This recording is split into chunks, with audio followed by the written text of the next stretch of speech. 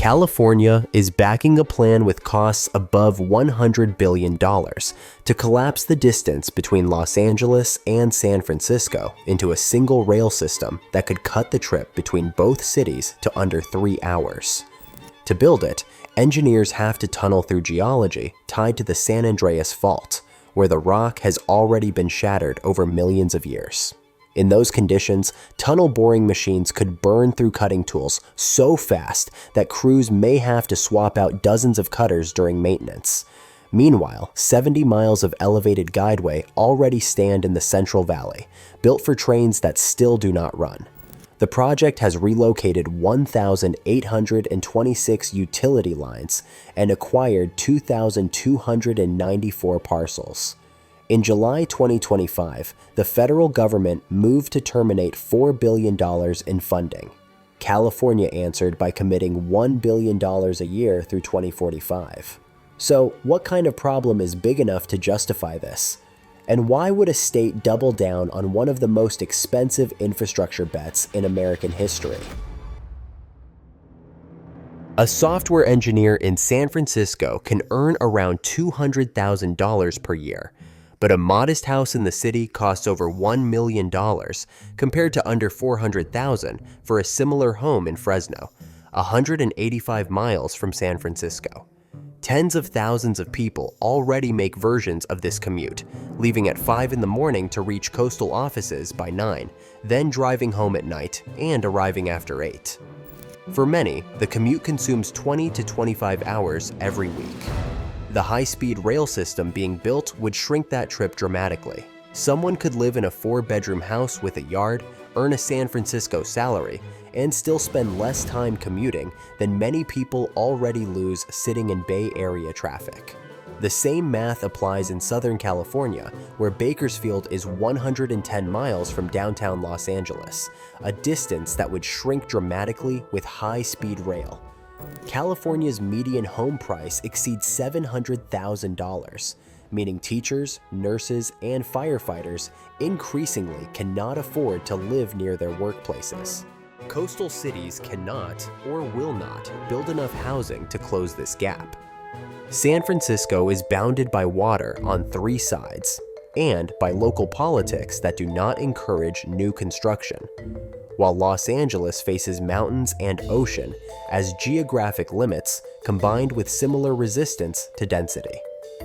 The state has tried for decades to force coastal cities to build more housing with minimal results. High-speed rail offers a different approach. Instead of trying to overpower geography and local politics on the coast, it would make inland cities close enough to share the same job market. That's what the 70 miles of empty guideway in the Central Valley represents. On its own, this segment will never generate enough ridership to cover operating costs because the financial logic depends on extending the line north to Gilroy by 2038, where it connects into Bay Area commuter rail and opens access to millions of potential riders. Financial models show that this connection point could generate operating revenue by a factor of about 2.5. But this system works only if it reaches the coasts. And reaching the coasts means obeying a constraint that leaves no room for compromise. California voters locked the core constraint of this project into law in 2008 through Proposition 1A. The ballot measure authorized nearly $10 billion in bonds for a rail system originally estimated at about $33 billion. Included in that proposition is a performance threshold that says travel time between San Francisco and Los Angeles cannot exceed 2 hours and 40 minutes non-stop. That number comes from research on when people switch between transportation modes. At around 3 hours by train versus a short flight, flying usually wins. At 2.5 hours by train, that comparison changes. Once you add an hour for airport security, 30 minutes for boarding, suddenly the train is faster door to door. Because that 2-hour 40-minute mandate is a legal requirement, missing it means the system violates the law under which it was authorized. Meeting it requires trains reaching up to 220 miles per hour and maintaining high average speeds between stations.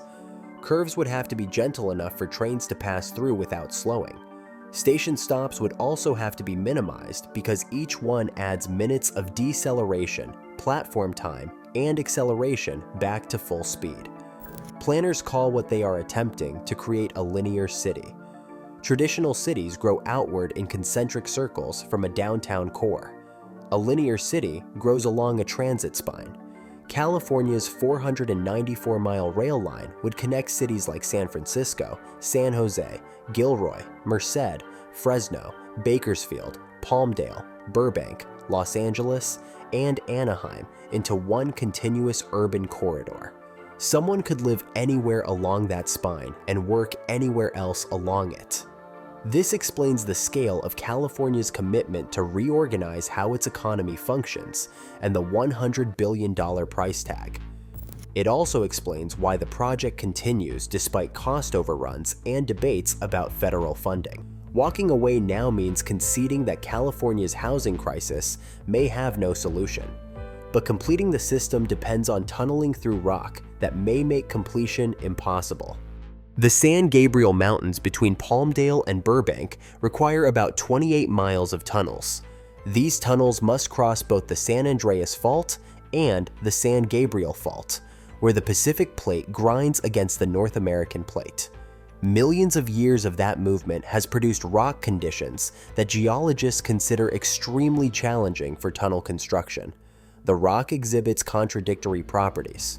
In some zones, it is compressed to densities that can damage tungsten carbide cutting tools. In other zones, it is so fractured it cannot reliably hold structural shape after the tunnel boring machine passes through. Core samples show sections where the rock behaves like crushed gravel held together by pressure. Once that pressure releases during drilling, the rock becomes unpredictable. It can collapse inward, creating voids that lead to sudden settling. Estimates suggest cutter replacements could become frequent enough to slow progress dramatically. Each replacement can take hours, and progress could be measured in feet per day, rather than the hundreds of feet typical in stable rock. Before reaching the San Gabriel tunnels, the system must cross the Tehachapi Mountains. Freight trains can take well over an hour to wind through Tehachapi Pass, using curves too sharp for high-speed rail. California's proposed system will use 9 tunnels spanning roughly 80 miles to cut straight through, cutting travel time through the mountains. Combined with the San Gabriel section, California needs to bore through 110 miles of mountain to reach Los Angeles. Switzerland completed the Gotthard Base Tunnel through about 35 miles beneath the Alps in 17 years at a cost of $12 billion. Swiss engineers dealt with water infiltration and extreme pressure.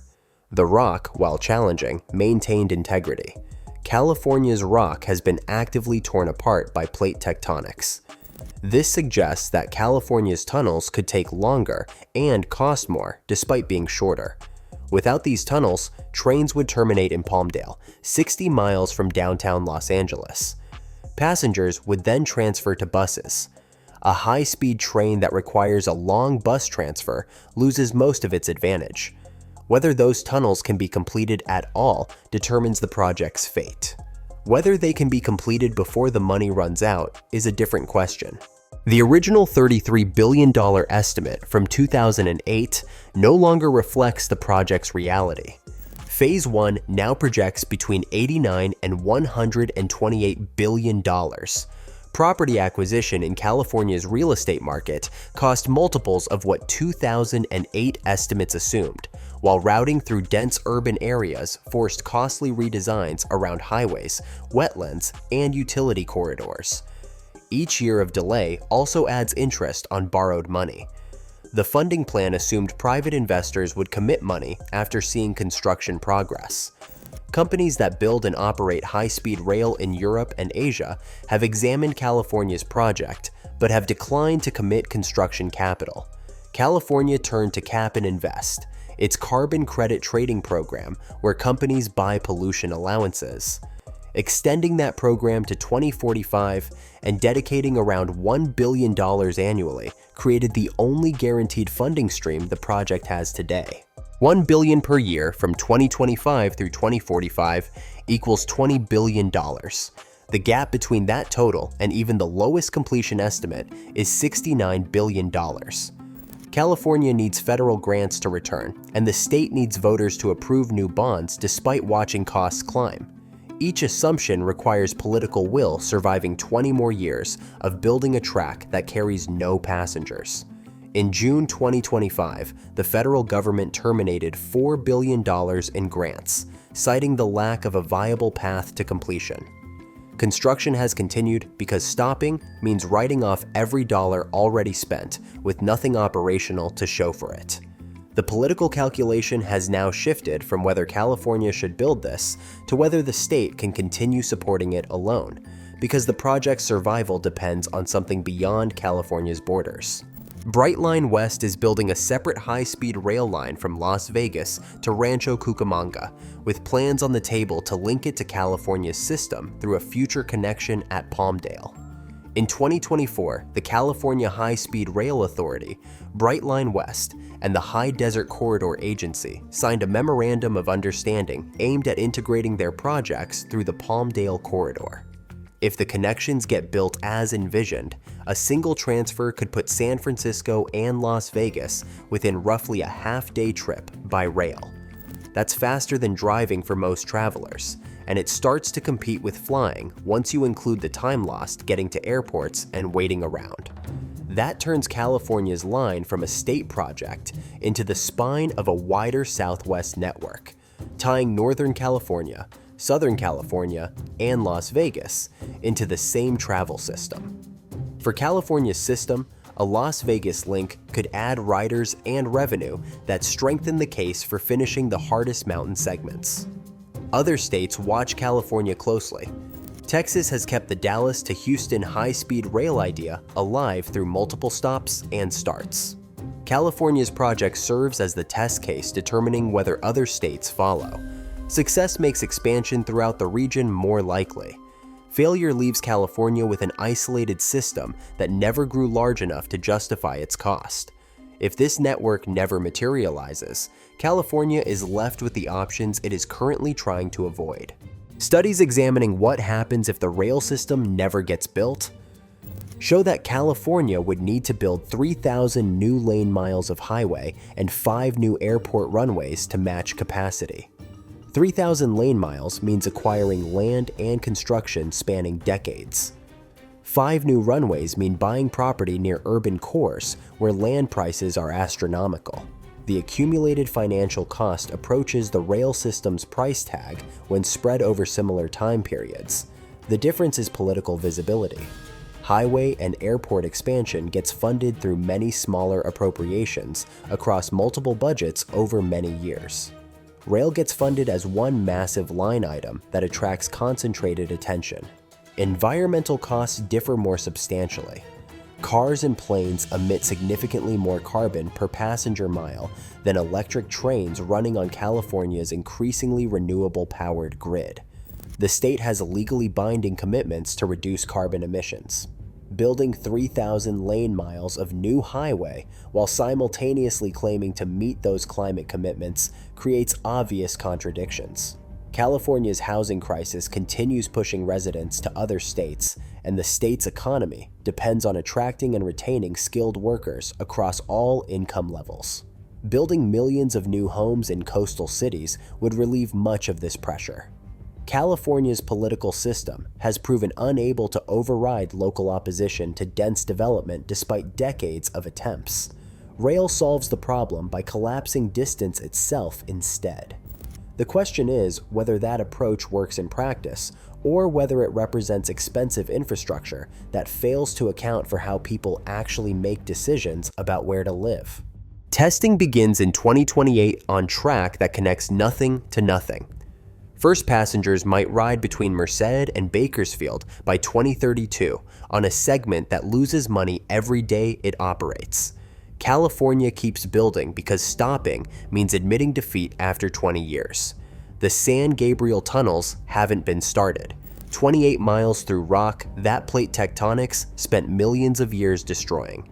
If the boring machines can cut through, if $69 billion appears, if the connections to both coasts get built, California gets what it's betting on. the housing crisis gets an actual solution. Distance stops determining where 40 million people can afford to live. If the tunnels fail, 70 miles of empty guideway in the Central Valley becomes everything California has to show for one of the most expensive infrastructure projects in American history.